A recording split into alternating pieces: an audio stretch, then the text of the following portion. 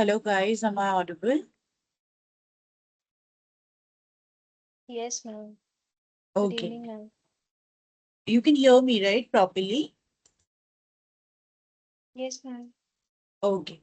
So we'll just wait for 5 minutes, let everyone join, then we'll just start off with today's session.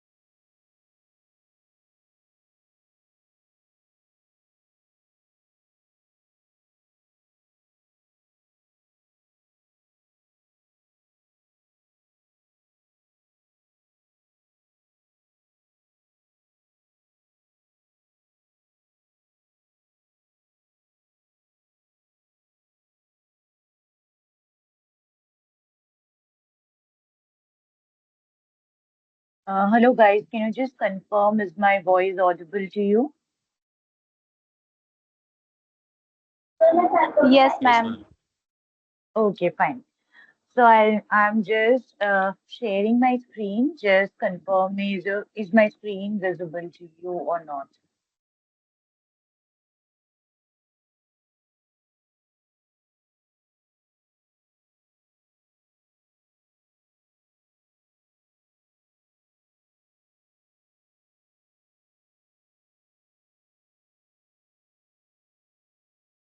Screen is visible? Guys, screen is visible? Yes, ma'am. Yes, ma'am.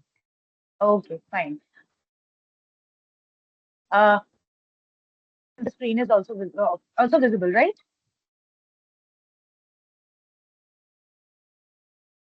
Okay, so this is the fifth week going. So this week we are like, this is almost the end of the week. So we are supposed to go down with the details. That is, this week agenda was basically related to generative AI and automation. So we'll try and understand about them in details. So what generative AI is and how we can incorporate automation in our day-to-day task so that it becomes very helpful for our work, and it with the help of AI we can just automate our tasks so that each of the tasks that we are performing regularly, we can deliver that task to an AI and use that time frame to work something productive from our end. Okay, so this is basically the way we have planned this one. So we'll just go in details about first generative AI, then accordingly we'll move accordingly. Fine. So this white, this workbook is so you can see this like Word file. Is that visible to you? Yes, ma'am. Guy, can you confirm? Visible, right? Yes, Yes, ma'am. ma'am. Okay, fine. So first we'll discuss about the generative AI.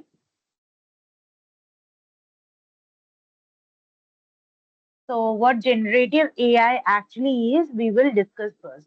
So, all you know about AI. What's AI? AI is artificial intelligence.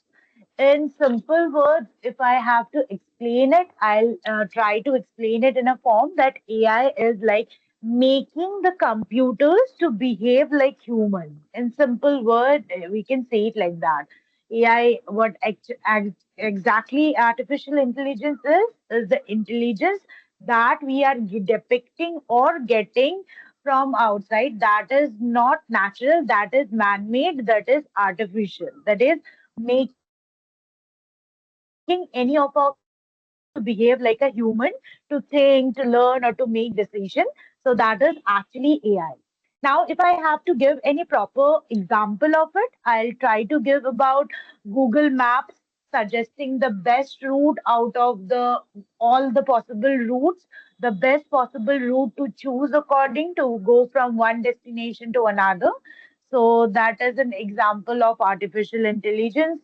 Next, you can think about that YouTube, that is recommending videos like based on your seen video, it is recommending other videos, right?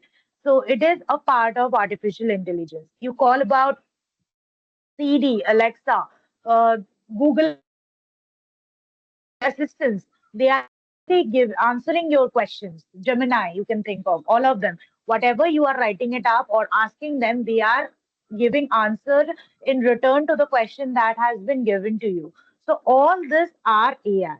And what is generative? Generative means, so what generative actually means? It means to create, to produce something that is very new, that is not that we already know, that is coming up to be very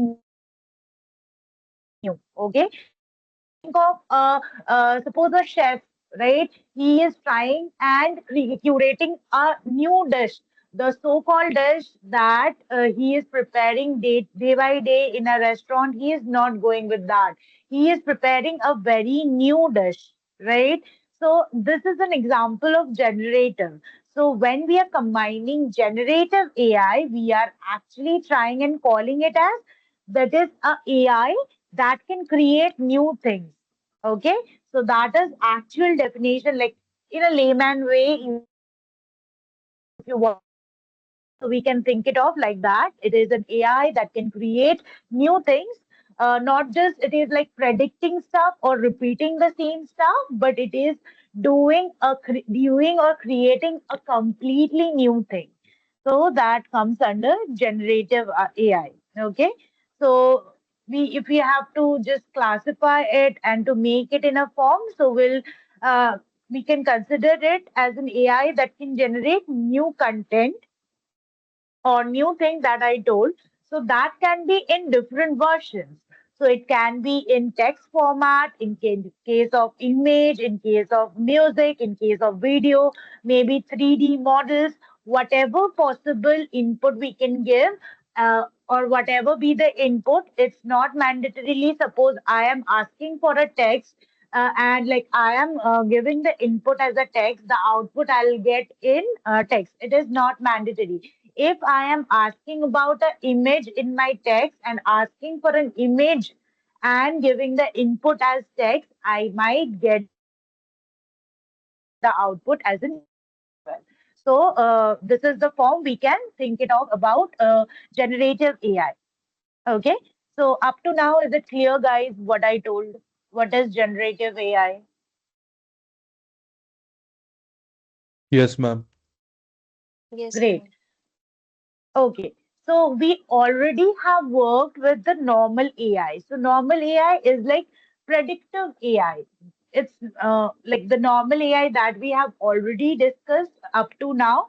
That is basically comes under the normal. That is the predictive version of AI. So you can think of Netflix, right? So in Netflix, what it does, you are looking at your like it looks at your past views and it predicts movies that you might like or you might try and watch, right? It is recommending you movie. So that comes under predictive. So we can discuss. We were discussing about normal or predictive AI. So it is actually what it is doing. What is its task? So its task is to predict. Its task is prediction. Okay. So next, if and now we were discussing about generative AI. So in this case, what it is task? Its task is creation actually. Its task is creation. So you can think about Netflix, right? We have given the example of Netflix of movie recommendation in case of predictive AI.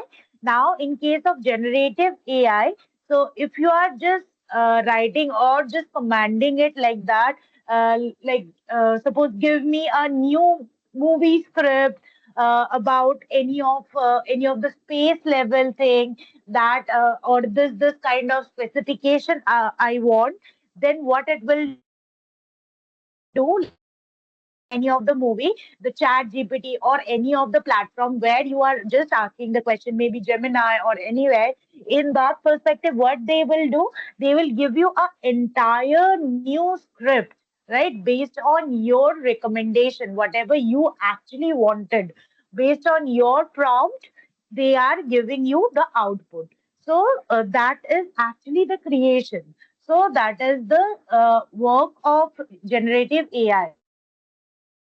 So the work of generative AI or in task, if I have to create it like that, so it is creation.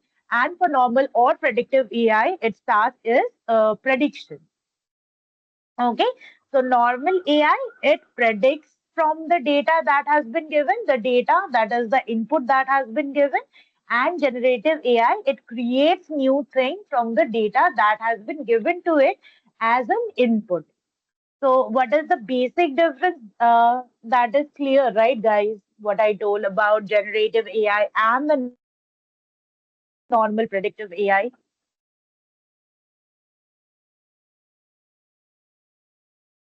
Guys, can you respond? Am I audible? Yes, ma'am. So did you people understood? Yes, ma'am. Yes, ma'am. Okay. So we'll just move ahead. Then we will just discuss like how generative AI actually works. So in what format it works.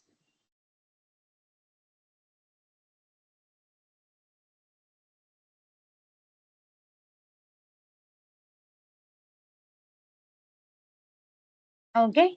So in that format, if we have to think of, so we will go by an example. You can think it at like a student learning from book. Okay. So how a student is learning from book. In that format, we will go and understand how the generative AI is working. Okay. So first stage, that is training one. So we call it as the learning stage. In case of the example that I have given, that is a student learning from a book. So in that format, the first is the training stage. So what it does, so what AI actually does, AI reads the huge amount of data that has been given to it as an input. The data may be in any form, maybe in text, image, video, whatever be it. Okay. So to learn any of a language, I need to read I need to know the alphabets, then I need to know the words, then I need to know the sentence, then only I'll be able to read a whole book, right? In any other language, right? So similarly, in that is the work that AI is doing. So it is reading the huge amount of data that has been given to it. That is the first stage, that is the training stage. Next, next stage, that is the understanding patterns.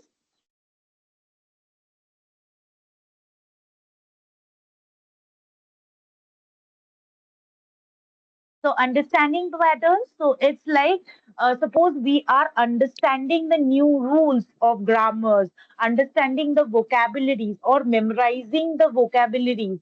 So in the same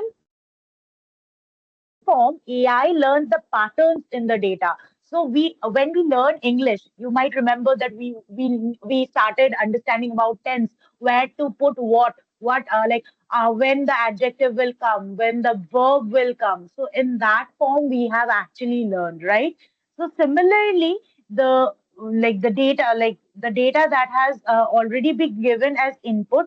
So the AI model needs to understand the pattern that is hidden. After that, only it will be able to do any of the constructive work. So the second stage, that is the understanding patterns. The third step that we want to discuss, that is generating the new output.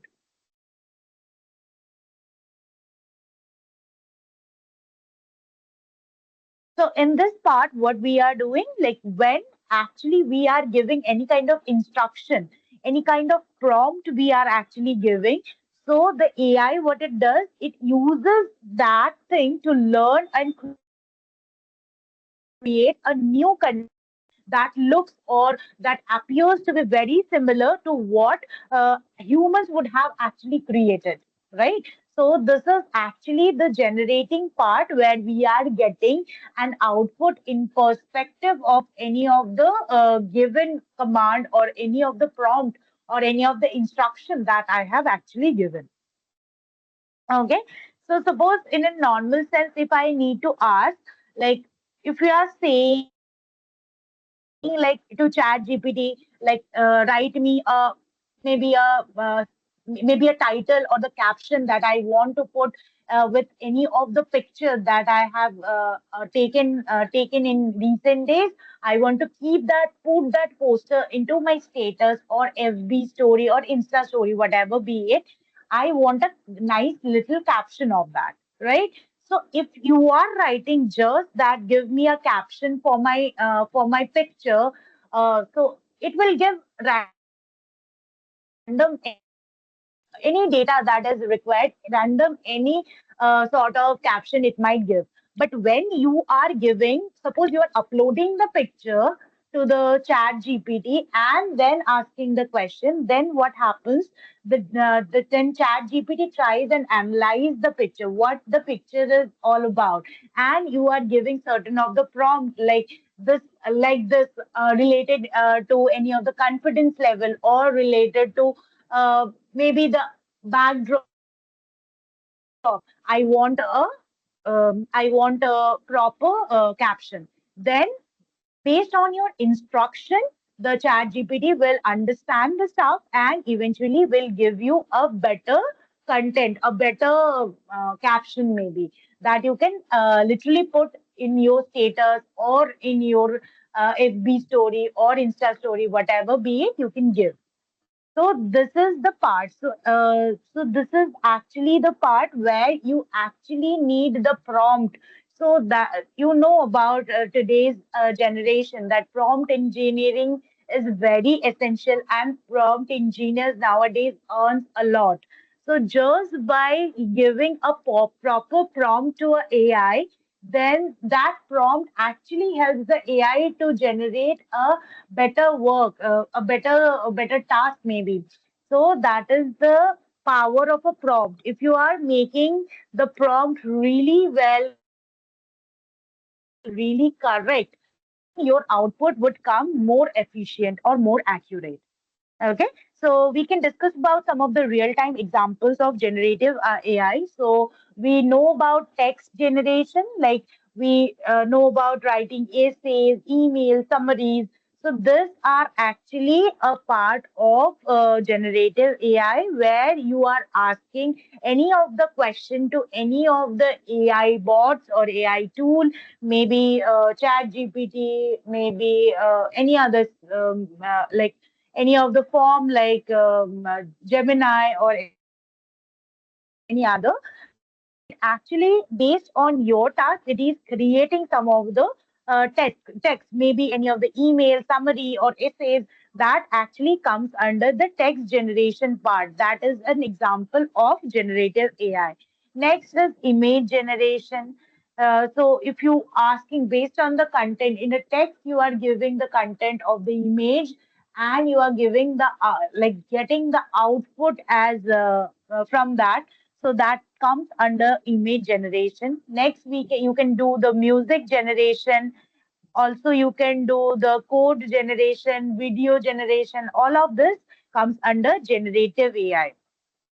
So why we are actually trying and using generative AI?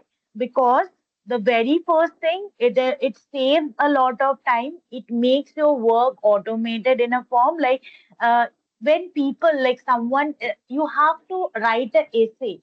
So you need a proper time to think about the topic based on which you have to write a proper essay or proper para. Suppose a normal one para you have to write based on a topic. So you need time to think about it. If the topic is known to you, that is fine. If that is not known, you have to study about the topic. Then only you will be able to write the like in detail and the correct content out of it, right? So this actually takes some of the time, but using generative AI, it saves a lot of time. You don't have to put your head on understanding the concept. You don't have to put your head into getting the information from the web and then accumulating it and forming it into a proper paragraph. You don't have to put so much of time. Next, it helps in creating better content. Like you have already created the content, when you are just uploading that content, this generative AI like and asking the AI to make it better. So you get it through with the help of AI actually. So it helps to get a more creative task out of it. Okay. Next is it is accessible to anyone and everyone. So you don't have to be a proper expert to work on it. So it can be used by anyone, but there should be a proper training and understanding about the prompt. Like suppose two of you are asking the same question to Chat GPT, but your output would be different based on the prompt that you people are giving, right? Next is the automation. So many businesses nowadays work on AI automation. So it saves a lot of time and also saves lot of money by automating the task, maybe writing reports, answering mails. So by this, the time is also saved, and the business is working around in terms of automation part only. So this is actually all of the part that we need to discuss about generative AI. So any other questions? have discussed everything as of now, but we need to compare since we have discussed about the usefulness, we need to discuss about the challenges or maybe the major problems that generative AI actually think of. So you can think about hallucinations or wrong answers, maybe. Sometimes AI does mistakenly give any wrong answer to any of the question that you might have asked. Okay, so that is actually a problem. Next is a bias. So this hallucination and wrong answer thing comes very less of the time because this model are very efficient, but sometimes it might get any problem and we get some of the based on the specification of the question, you can get any of the wrong answer. Like suppose you might say like who have written this book, like the name of the author. Suppose a book you have given, maybe Harry Potter. Who have written this book? So maybe somehow, if the content in the very less well known, very less known, or somehow the content is not there to AI, then in that perspective, AI gives a false or hallucinating answers. Next, it is bias. So, if the data that you are giving to the model for training that is not accurate, so it can try and create a bias. Like it is a stereotype actually. Next, you can think about the plagiarism and the copyright issues. Yeah. So when you are generating the text from AI, so it is not humanized. So that's why you are getting a proper plagiarism or copyright issues when you are trying to make it from entirely from any of the platform. Basically, most of you are majorly using Chat GPT, I guess, because that is more efficient to work and also less crowded.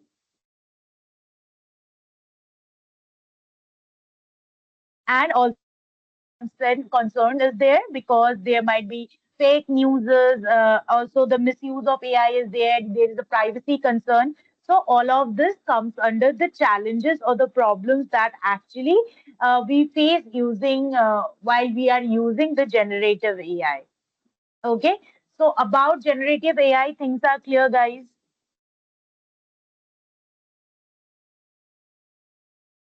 Yes, ma'am.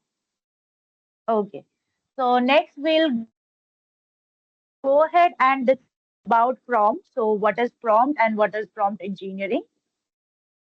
So prompt is simply the instruction or the question that we actually give to an AI. Okay, so in what format, if we are giving, suppose, like I am asking the AI or Chat GPT, like write me a poem about rain. Okay, so that sentence that you are giving to the AI, so that sentence is actually the prompt that you are giving, and in return there would be a poem that the AI will give as a response. So prompt is actually your request to AI or your question to AI.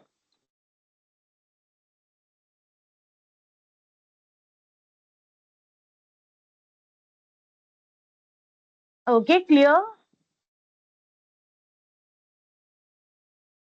Yes, ma'am. Okay. So we'll discuss about good prompt Yes, and ma'am. bad prompt. Okay. So we'll discuss about good prompt and bad prompt.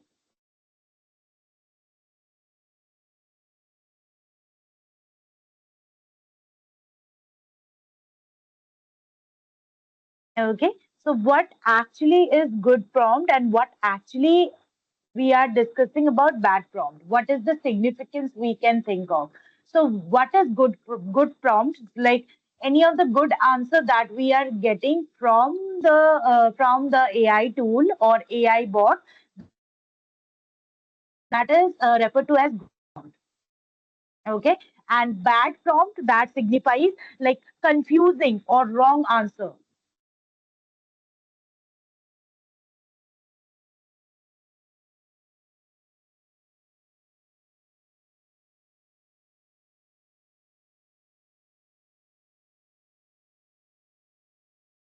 So wrong answers are generally defined as bad prompt. Okay. So if I am just giving an example for in case of if I am saying like explain about space,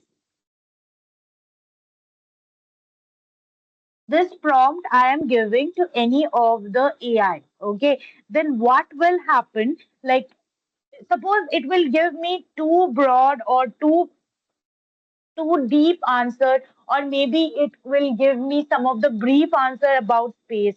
But if I want, I just give the prompt as explain about black hole in space, as if like you are specifying, like you are suppose a very beginner to this level and you want to understand about black hole from the very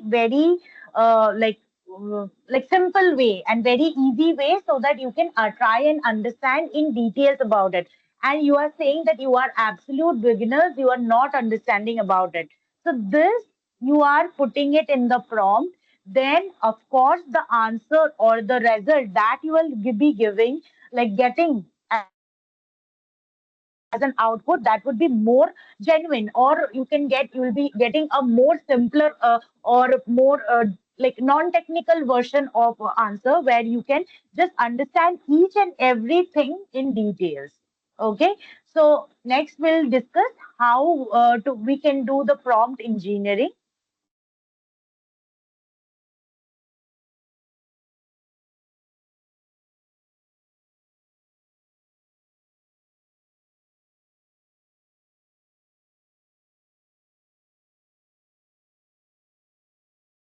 So how we can do the prompt engineering?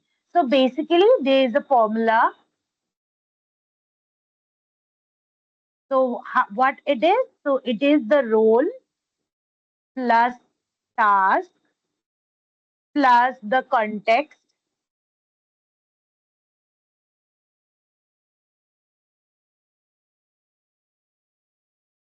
plus the format plus example. Okay. So what role actually is? So it tells AI what role to act as. Suppose you are telling that you are like telling Chat GPT or any of the AI tool that you are a travel guide. Okay. So now you want the prompt would be, you are a travel guide. Explain the best place to visit in India.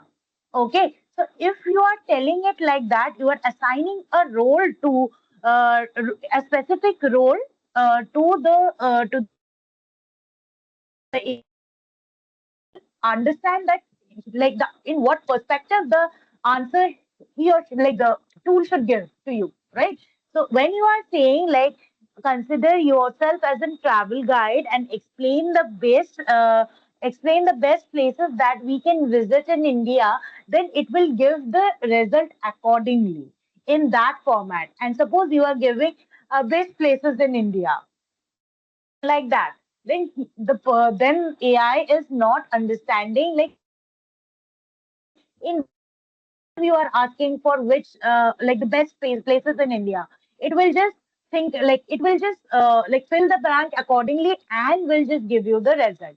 But when you are becoming too specific about your instructions, then also you are getting the result very curated, very accurate, right? So that is role. Role is to tell AI what role to act as.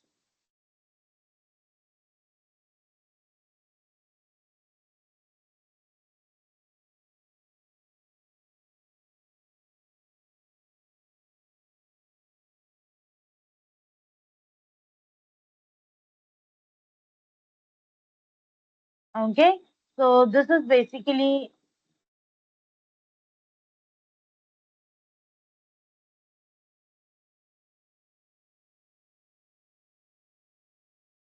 okay. So this is the part of role. Next is task. So what task? So you need to clearly say what you want. You need to clearly mention what you are asking. Suppose you are asking summarize the text, but actually what you are asking, so like what actually you are wanting, you want to summarize any of the article in three or four simple bullet points. Okay, but you are giving the prompt to the AI tool that summarize this text. Then, of course, the result that you will be getting that would won't be up to the mark or not matching with your requirement, right? So you need to be very specific and clearly need to say what actually you want. Then you can put the prompt as please summarize the following article or paragraph in three simple bullet points or four simple bullet points based on your requirement. Okay, so you need to clearly mention what actually you want.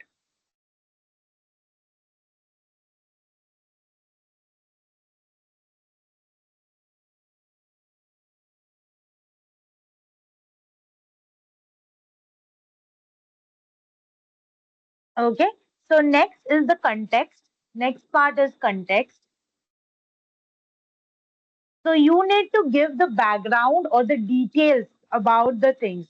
Suppose you are a beginner at cooking, so you want to cook what item that you need to give to the specification that in that format that they are giving you the output. So context is you need to give a background details.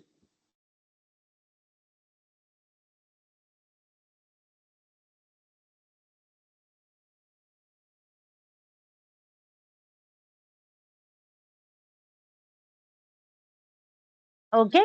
Next is the format. Format means you need to tell how you want the answer, in what format or in what specification you want the answer. So that you need to give as a prompt. Like when you are writing the prompt, so you need to write it like that.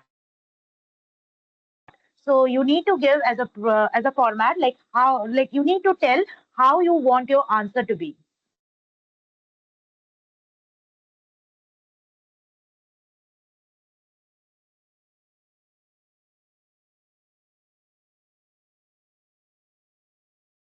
Okay. Next, after format, there should be a example. Okay. So suppose you are giving an example in this format, like explain like a story. Explain like a story you are putting. But in what format? Like explain, like you need to put it like that, like explain how electricity works, but in a style for a bedtime story to any of the kids so that they can understand about it.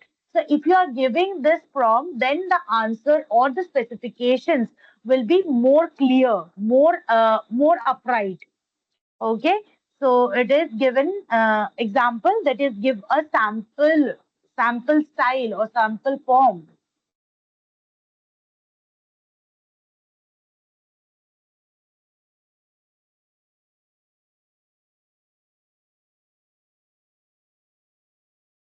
So this is actually the formula of writing a good prompt.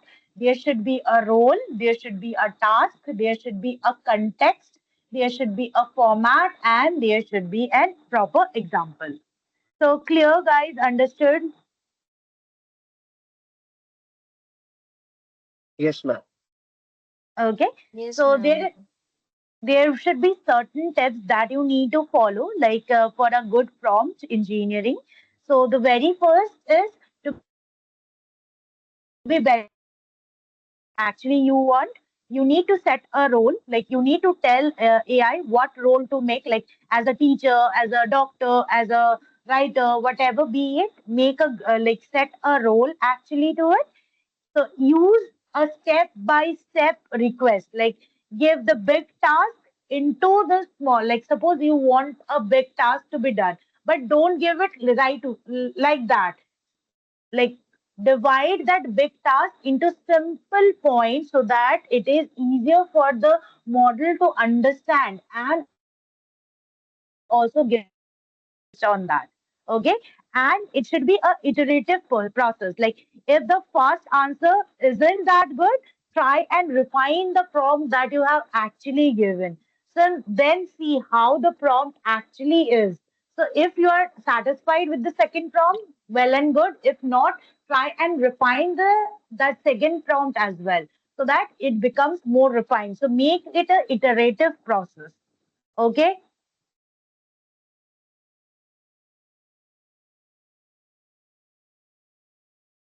Guys, understood? Yes, ma'am. Okay. So we need to check on about generative AI in terms of analytics. Okay. So what exactly is analytics we are doing? In analytics, we are actually trying and finding out, like doing some of the specific tasks, like creating, collecting data, analyzing the data, making charts, graphs, reports that help us in decision making. Okay, so that actually analytics is. But when we are trying and using generative AI, we are able to make analytics more interactive, more creative, right? You can just like when we are using generative AI, then we can just talk to the data in a plain language, and in return from the data, we are getting actual answers. What actually, like, if we need to take into account, then we might take we might have to invest a lot of time to get that answer. But with generative AI, we can just do it in a better form or very quickly. So in older ways, like if you are thinking of apart from generative AI, we have used Excel, we have made formulas, we have created chart in Excel, and then collaborated everything in segregated everything together to form a dashboard. All of this task we have already done. But now in a new way, we are collabing this generative AI with Excel to make a better report, to make a better chart, so that is more interactive, more visually appealing, and we can get the details just by a swap. Okay.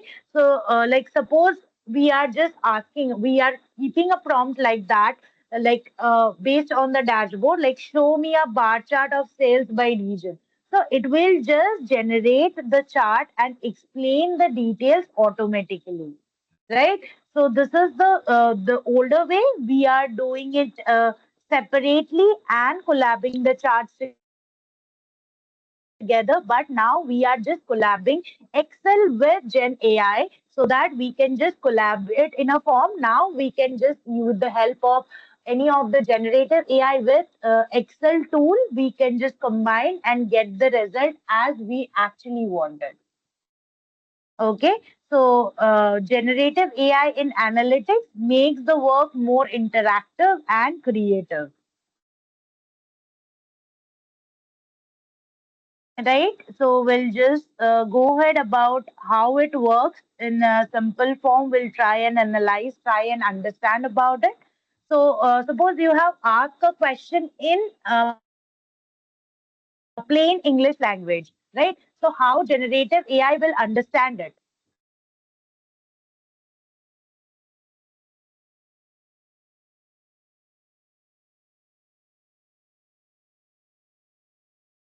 So first, the generative AI will understand the question or the prompt that you have given.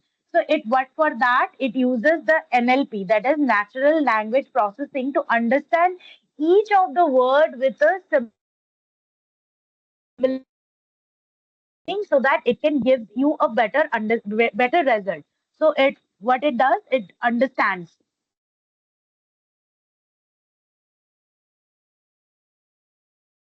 So it understands the prompt. So for that, it actually uses NLP. Next, what it does, it connects to the data.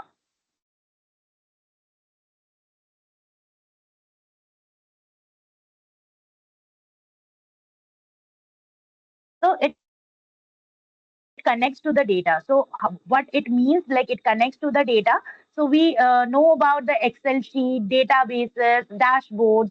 So how we are getting the data? So we need to connect the data. We need to give or load the data so that it gets the data, and based on that, we can try to analyze the data. So for analyzing the data should be loaded to the system, right? so that the AI model tries and understand the data that has been given. So for that, it connects the data in this form. Next, what it does, it analyzes the data,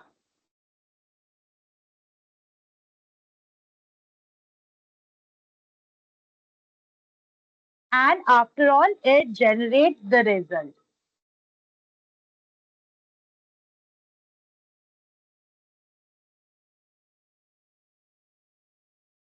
So this is the actual work of any of the AI, like generative AI analytics, because here we are actually studying about analysis, like data analysis. For that part, we need to use the generative AI. So how it is using, how it is getting access to it. So it is first understanding the prompt using NLP that you are giving. Then it is connecting to the data from which we need to get the analysis done. After that, it analyzes the data on its own. So how actually it does the analysis? So it is trying and finding the patterns, trends, insight that is actually there inside the data. The various specifications that can be taken into account, like there are multiple form of learning, like supervised, unsupervised, there's reinforcement. So whatever be the technology or the details behind, it'll try and get through the data and analyze the data in a form. Then it generates the result based on the prompt given. Okay, so this is how actually the generative AI works in analytics. So there are some real life examples also of generative AI in analytics. So what a generative AI actually does in analytics? So it create business reports, it does customer reviews, next it's help in forecasting and also help in data visualization. These are the basic forms of generative AI in analytics. Okay, so now we'll go ahead with Power Automate, or we can discuss about the Power Automate in details. What Power Automate is? Just a moment, guys. Anyone have any idea what Power Automate is? Because we'll discuss about automation. So first, tell me what is automation. What do you think about? What do you know about automation,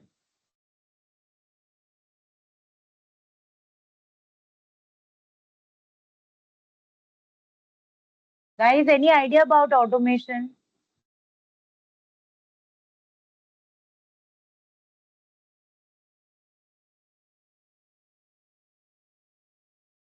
Automation?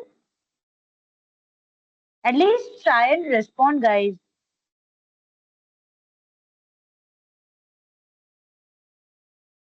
Okay.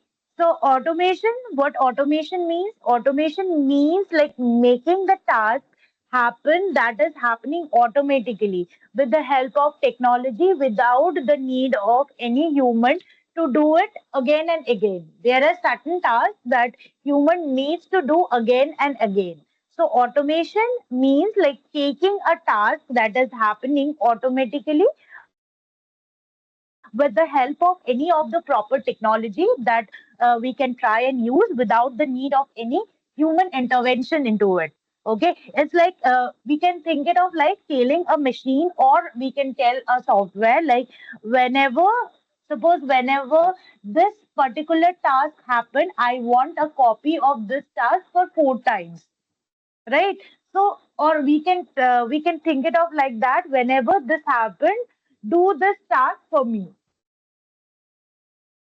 You can think it of like that. So this is actually what automation is. So it is making, or the full form of automation is automatic actually. So we want to just make it automatic.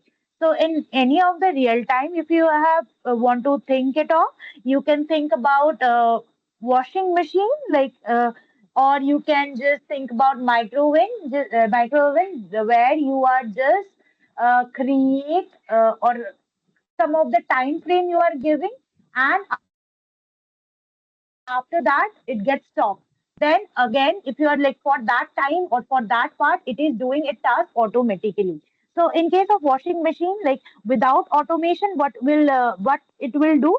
Like your whatever you are washing your clothes, right? You are washing your clothes by hand, by scrubbing, rinsing, drying. You are putting a lot of effort. But when you are doing that with machine, with automation, you just need to put the cloth in the washing machine and you need to just press the button. Everything is being doing automatically, right? So that is a form of automation. So in real time in industry, we use automation in like email auto reply. There is a form that where we can automatically reply to the emails. Then we don't have to just read and understand each of the emails that are coming to us every day, right? So every time someone is sending me or you a specific email, you need to manually type like I'll get back to you soon or thank you. So you are just trying and automating that task with the help of a tool so that you don't have to just write the same thing every time we are getting any of the mail. So automation, in short, you can think it of is doing tasks automatically with the help of technology. And why we are using it? Because it actually saves our time. It reduces all of the manual efforts and also any of the like chances of mistake. Like when we are doing anything manually, then there is definitely a chance of mistake. So that is the part we are just removing or omitting from this part. So that is actually all about like what about automation. Now we'll just go ahead in deep about auto like power automate. So any guys have you do you have any idea about power automate? What power automate actually is? Anyone? If you don't know, then also fine, but tell me that you don't know. Okay. So we'll discuss about power automate for workflow automation.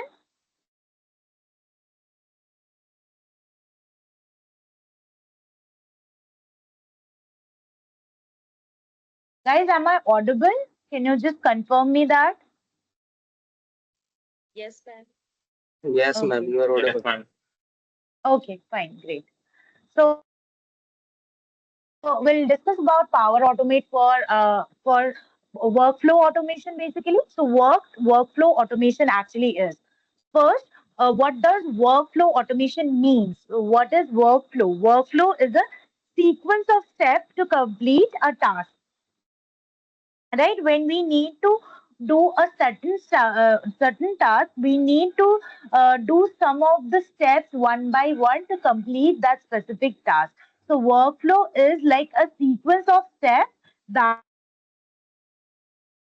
is needed to complete a specific task. That is workflow.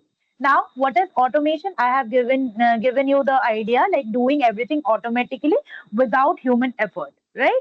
So now what we need to do, we need to use Power Automate to just automate the task. So Power Automate, it is a tool by Microsoft. Okay, it helps to automate the repetitive task. It helps you to automate the repetitive task. So you don't need to do like you need to know coding. There is no coding that is required. It's mostly drag and drop and selectively select the action. Based on that, you can do the power automation. Okay, so you can connect any of the Microsoft apps like Outlook, Excel, Teams, SharePoint, and even any of the third party app to it to work it done. Like any of the third app party app, maybe Gmail, maybe Dropdown, maybe sorry Dropbox, maybe Twitter, any of them you can use to just connect it through so that it you just need to just drag and drop and eventually things will work for you. Okay, so you can in simple words, if you need to think about power automate, you can understand it in a form that your personal assistance that is inside the Microsoft and that is taking care of any of the boring or repetitive work that you need to do every day, right? So you are putting that thing into automation. Any of the tasks that you are getting, you are putting that into automation so that every day you don't have to take into count. Okay. So suppose you are going to office and in your daily day-to-day office, there is a repetitive work that you need to do.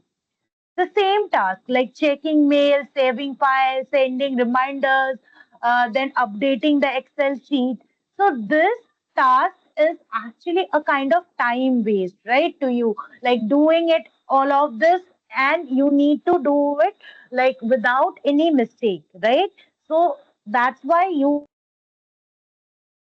just go ahead with automation, because automation saves time and reduces the mistakes also. So how does Power Automate work? We'll discuss that.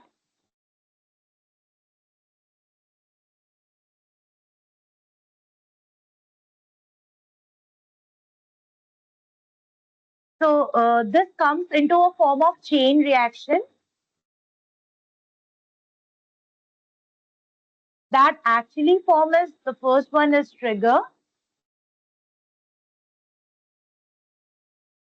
That is something happened. Like it's like receiving an email or a notification. It's like that. So we call it as a trigger, or we can think it as something happened,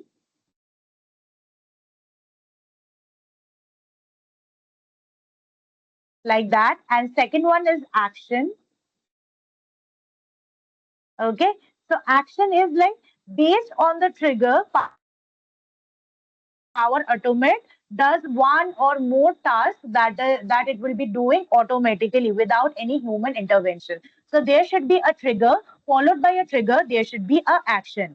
So based on the trigger, there the Power Automate does some of the tasks automatically. That is actually automation. So trigger, suppose you got a trigger, like you receive an email with an attachment. Okay, so this was your trigger. So what actions can be done? Save the attachment to OneDrive. You can just you can see the Teams notification and also update the Excel sheet with the file name. So guys, understood what is Power Automation, how it is performing? Yes, ma'am. Okay. So what based on I have given you the example. The example is clear, right?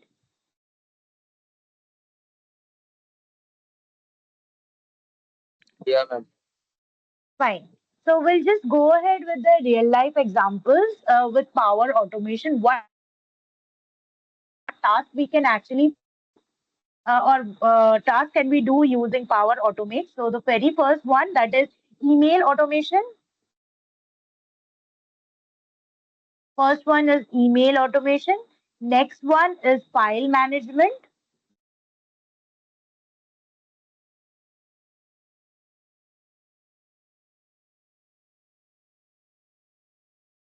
Next one is file management. Next one is notifications,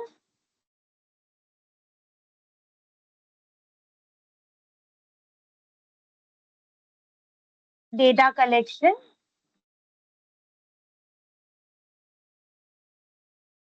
maybe the social media as well, social media handling.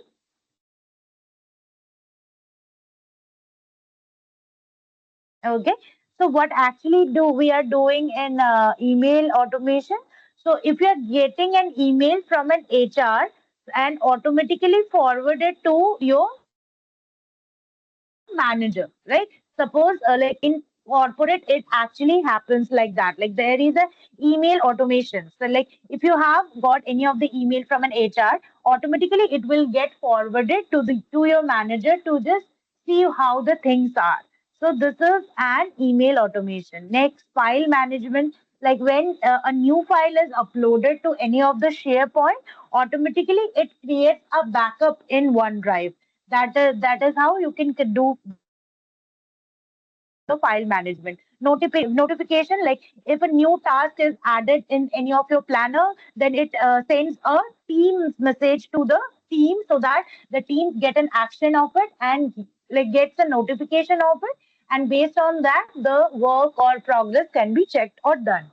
Next, data collection. When someone fills out the form in the Microsoft form, there is a Microsoft form. If you are someone is filling it that, so it automatically stores the data, or Google form you can think of. If it automatically stores the response and fill it directly in the Excel. So this is how we can automate the task. Next is social media. We can do the social media handling as well. Like when suppose you are posting on a Twitter, automatically uh, we save the tweet text to a Google Sheet. Okay, so this is actually a form how we can work with this automation. So the type of flows in Power Automate, we'll just discuss about that.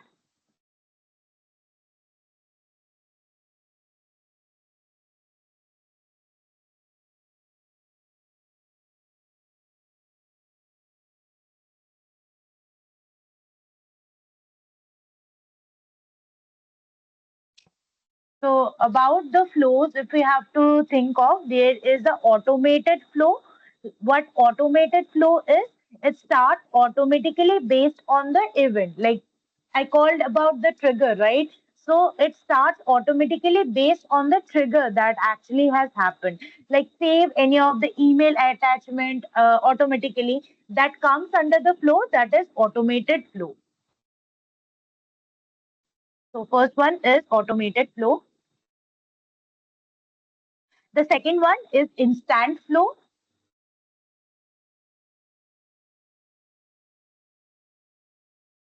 So what happened in instant flow? So it starts manually with one click. When you are starting it off with just a one click, you are putting the click down. So the work is actually started. So you need to send quick approval request to your boss. In that case, you can use the instant flow. In that form, like it will start automatically just in one click. Okay, that is an instant flow. Next is the schedule flow.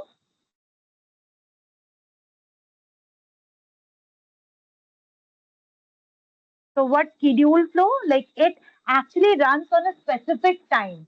So instant flow happens when you are just clicking it on. At that point, it will happen.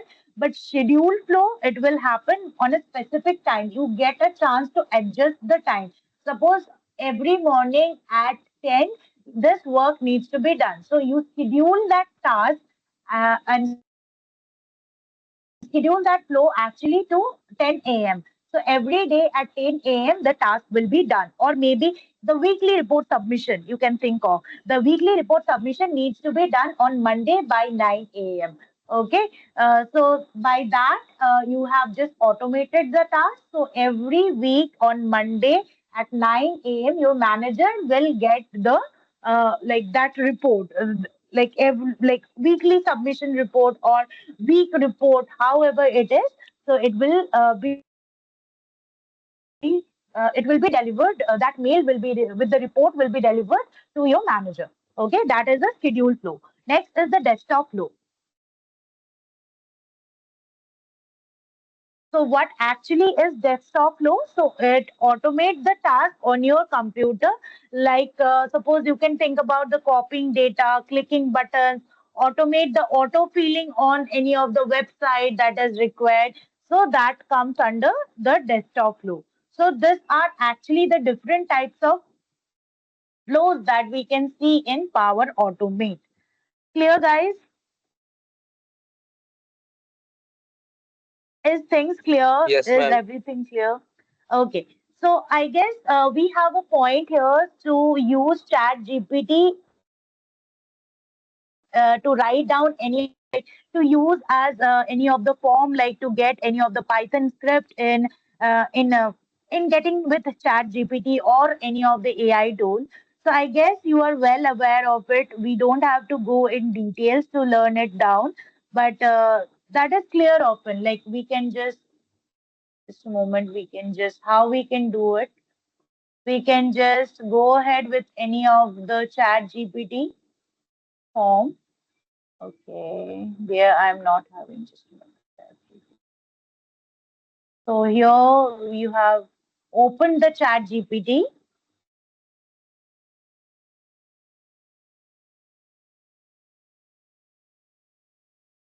So here you get the prompt up. Here you can write any of the query related to any of the Python specifications. Like you want to write a Python code to check if someone can vote by entering their age or not, right? So this thing you will be writing, and ChatGPT in return will give you the code for it. So there might be like the it will give you the code, but you need to check if the code is actually working or not, if there is any bugs or not. It's not always true that in chat GPT whatever the details you are getting that are accurate, right? You need to cross verify, cross validate everything. Okay, so in case of SQL, suppose if you need to write a proper code in SQL, how you'll be writing? Like you will be asking ChatGPT, write a SQL query to get the customer names from table customer. Let me write it for you and see how the answer we are getting.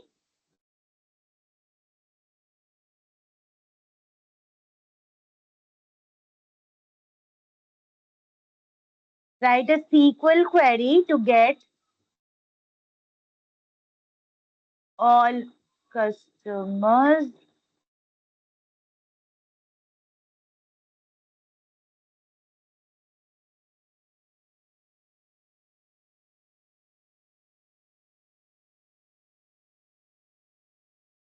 So I have written it like that. So here it has the given me the result of it, right? But I have not given the proper table of customer. I have just given the statement. Suppose you need to understand things in more details, then you need to work through your prompt very well. And as I have given you the suggestion to work according to the prompt engineering part, you need to give the prompt like that for better result. Okay, so this is how, like, I guess each and every AI tool works based on your command or your prompt. So this is how actually you can get the SQL queries done from ChatGPT or from any of the Python code that you are getting from ChatGPT. But the thing is, you need to try and run it before you are just going ahead with anything, because there are certain times where the code are not appropriate. So you need to understand each and everything very well so that you can understand the thing, then only you can try to implement that. Okay, so these are the major parts that we need to cover in. So we'll just go ahead with Python scripting part now. Just a moment. Let me just open the collab. Just a moment. I'm opening the collab and showing.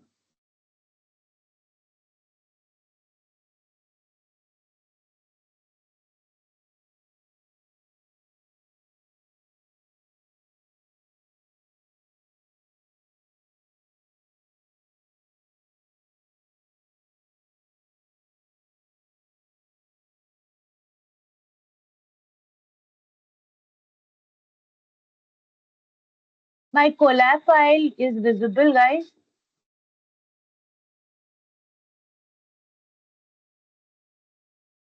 The No, file is ma'am. visible. Okay, Evening. No, ma'am. okay. Just a moment. Okay, actually, I have stopped sharing. Just a moment. Okay, so this is actually a collab file. So how we are going ahead and working, we will be seeing that. But before that, we need to understand like what is Python scripting for data automation. So we'll just discuss about that and then we'll move to collab.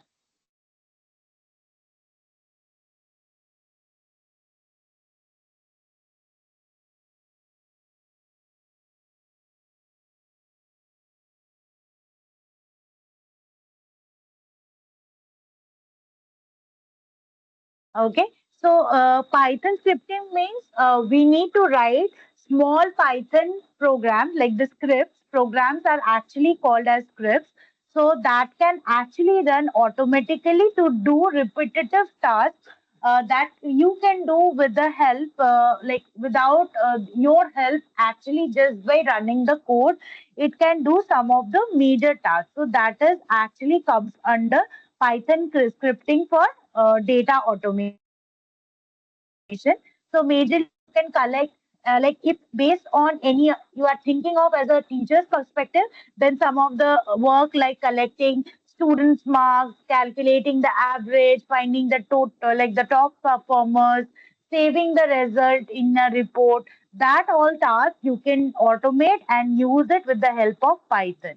Okay, so we can try and understand some of the like how we can do it in a form that we can just go ahead and understand the stuff in details, and we can understand each and everything in a proper format. So let me just, this is a code that I have written down. So here what we have actually done, we have imported the libraries because our actual work is here to use Python scripting for data automation. So we need to automate the task. So first, we have what we have done here. I have just taken down the libraries. I have taken down pandas. Pandas I have taken as PD. And from sklearn dataset, I have imported the iris dataset. I have taken this dataset because it is very well known to you. I guess iris dataset, every one of you have might have worked with iris dataset. So that is the reason I have taken it down.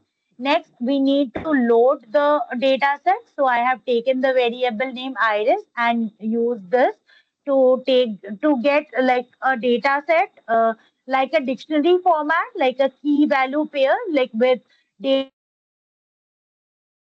plus labels. So that is the format. So that's why I have taken it down like that. Now, after I have get it into a dictionary format, I need to convert it into the data frame, right? So for that, I have used pd.data frame. So this actually converts that dictionary to the data frame. So what iris dot data? So data I have taken iris dot data. So iris dot data, it signifies the actual numbers, the measurements. Like you all know about the iris data set. What actually is there? There is the measurements of flowers like sepal length, petal length, all of this, right? So I have taken iris dot data. So iris dot data, it converts that dictionary to the data. So it takes account the actual numbers like the measurements of the flowers. It actually take into count. Next, in column, I have taken iris dot measure. Sorry, feature name. So I have taken it like that. So what happens? It names the column. It gives the name of the column as sepal length, petal width, petal length, like that. Okay, so this is how we can take into count. Now we need to and data frame. What it does, it actually turns it into the dictionary that we have taken. That it is turning into a table. Okay. Now we need to add it to the target. So we have used iris.target. So it contains the numbers as 0, 1, 2. That actually is the representation of the flowers. Okay. So we need to add this to a new column, that is species. That's why we have taken it down in this format. Up to this, is it clear, guys?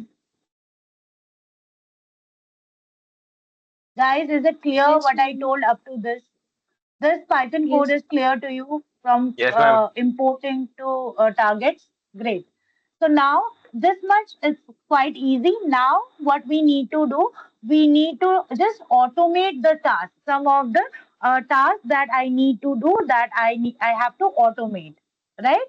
So that's why I have first five rows. So I have used df.head. So this is how you can check it on. Next, you have to do the missing values. Same, I have taken down the missing values. Now I need to calculate the average of each column.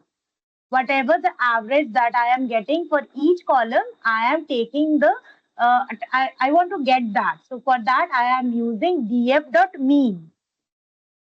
Okay. Okay, now I need to calculate how many flowers are belonging to each of the species. All this analytical work I am doing in the automated format. Okay, so I did it like that. I just kept the code it like that, and now I have just created another CSV file, that is ides underscore clean.csv. So it, for that it has actually taken down, like it has saved the data frame that actually we have created into a CSV file, like in a Excel sheet. And index equals to false I have given. So it means like don't save the row numbers. Whatever be my row numbers, I don't want to save that. So it's saying like don't save the row numbers. It is like that. So next I am just running down the code. Just a moment, it is taking a bit time.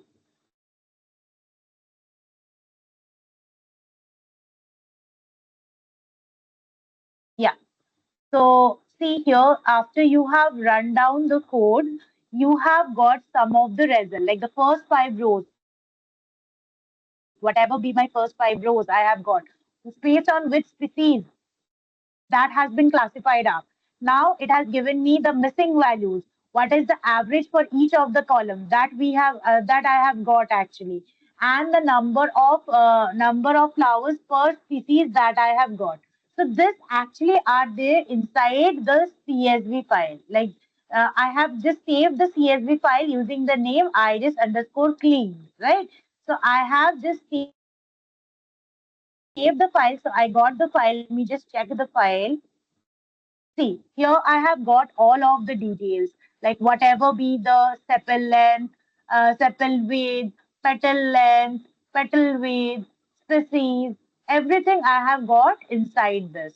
So this is how I can just try and automate the task and save the work that I have actually done in in this form in an Excel.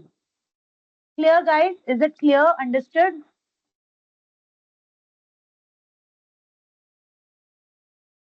Yes, ma'am. Yes, ma'am. Okay. So next we'll just go ahead and we'll understand about scheduling and emailing reports. So we can actually try and understand, like Python script can be used. What this Python script that we have written, that can be actually used for scheduling and emailing reports automatically, right? So how we are actually doing that, we will be understanding that. So first we have to discuss about scheduling. So what scheduling is? Scheduling is running a specific code or specific task automatically at a specific time. Like every day morning at 9 a.m. and or on any of the time we have to send the daily report to my manager. So this is a scheduling thing that I need to do regularly. So I don't want to do it manually. So I might somehow it can just misplace from my mind, right? So I'll just try and automate that. So that is the scheduling. Next is the next is the emailing report.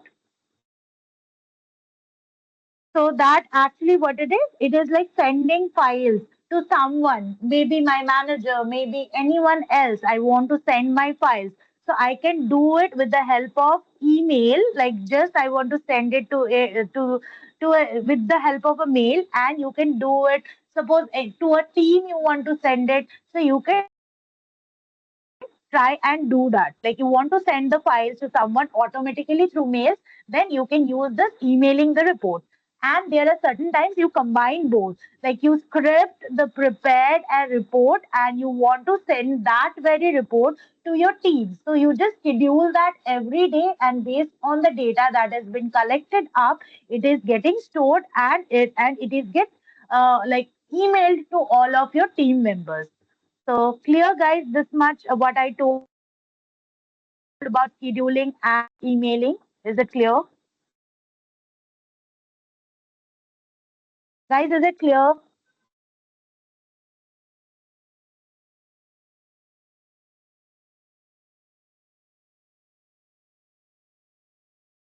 Can you answer, please? Am I audible? Yes, ma'am. Yes, ma'am. Yes, ma'am.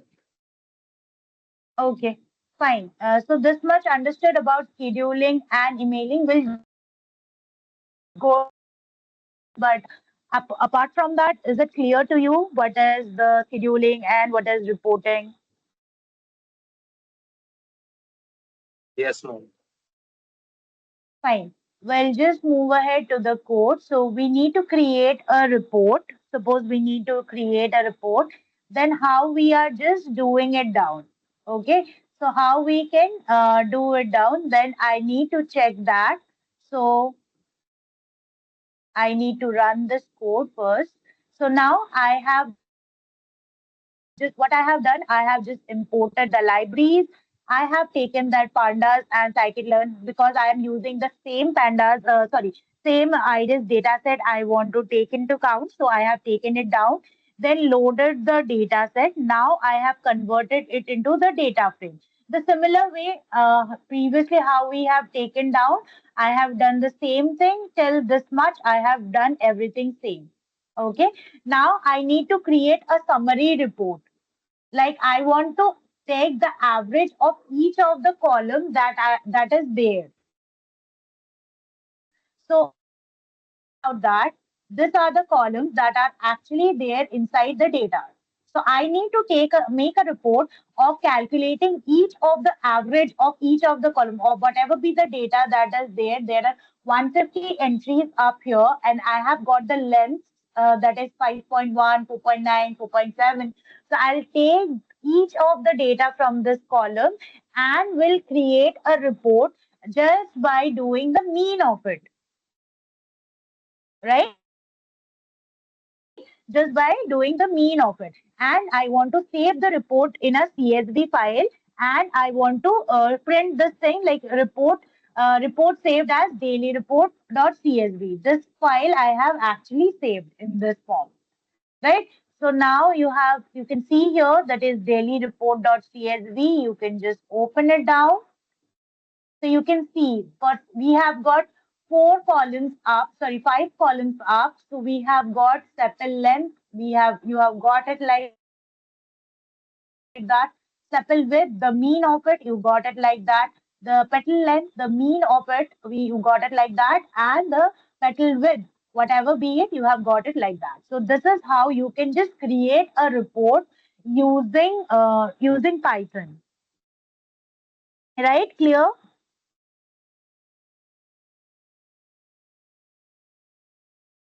Yes, ma'am.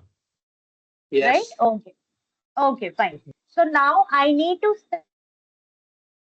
send that very report to mail to someone, to my team maybe. Okay. So for that, what I'll be doing, I'll be first create like importing some of the libraries. So stamp lib we have used, so that connects Python to an email server.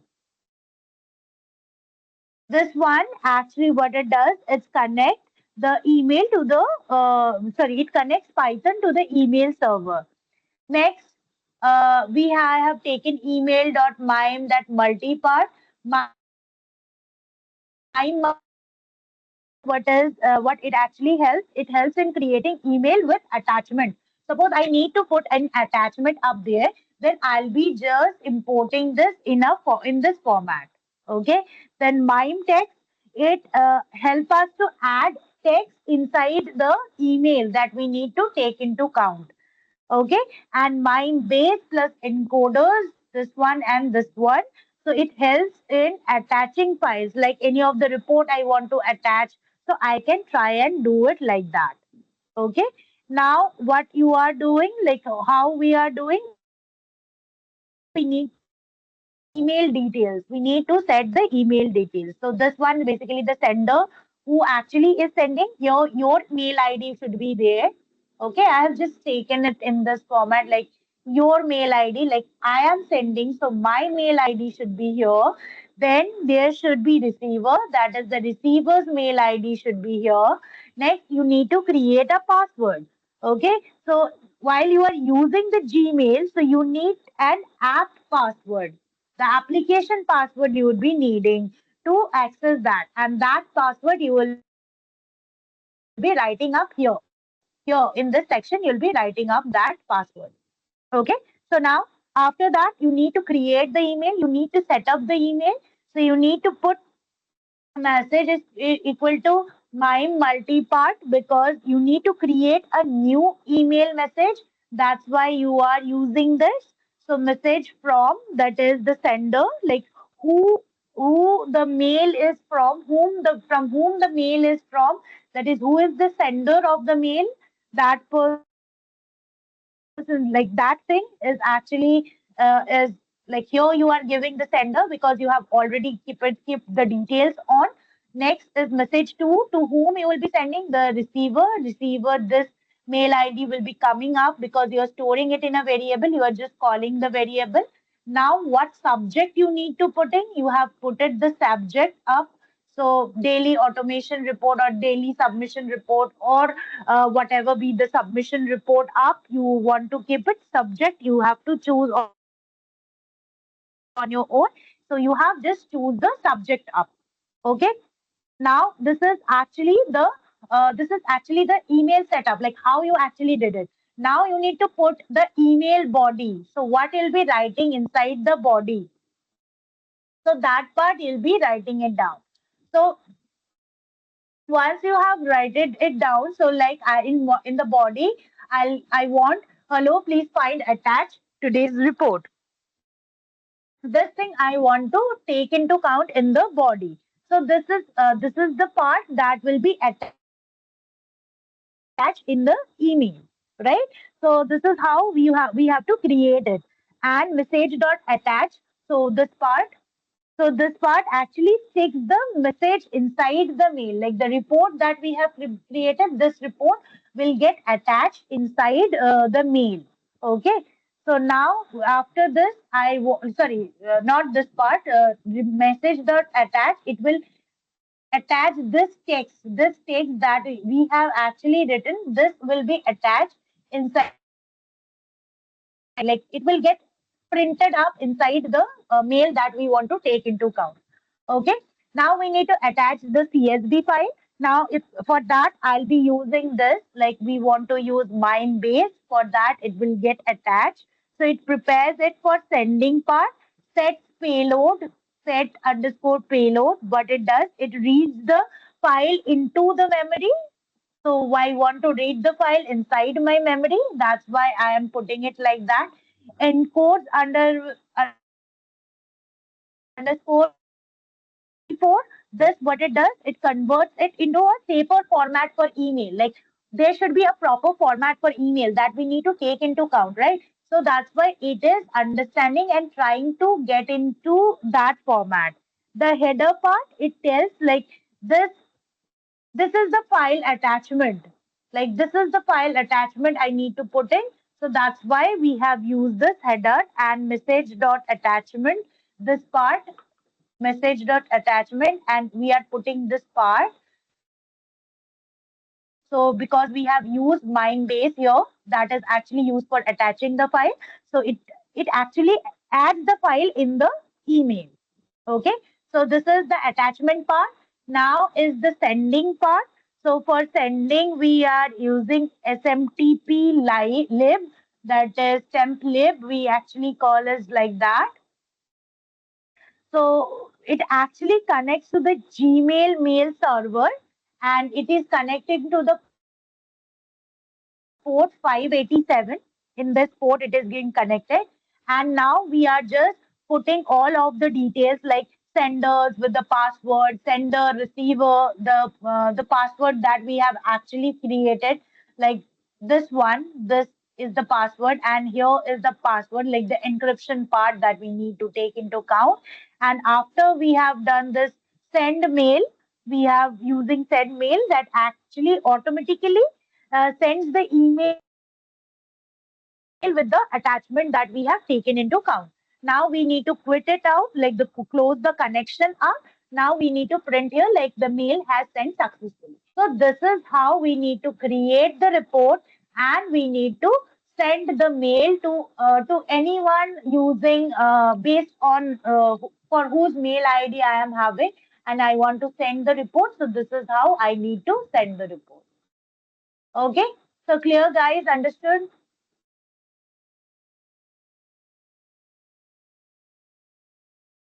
Yes, ma'am. Okay, fine. So we'll just stop today's session here. So today, Dane, you'll be getting the this week project maybe. So you have to work it down like that. And next week there will be the presentation for the project. So you have to work it like that. Okay. Okay, guys. So we'll just stop today's session here. We'll meet on Monday and we'll do the presentation of this week's project. And last week project, hopefully everybody have submitted, right? Yes, ma'am. Okay, great. So bye, guys. Bye. Bye. You can just leave the session. Bye.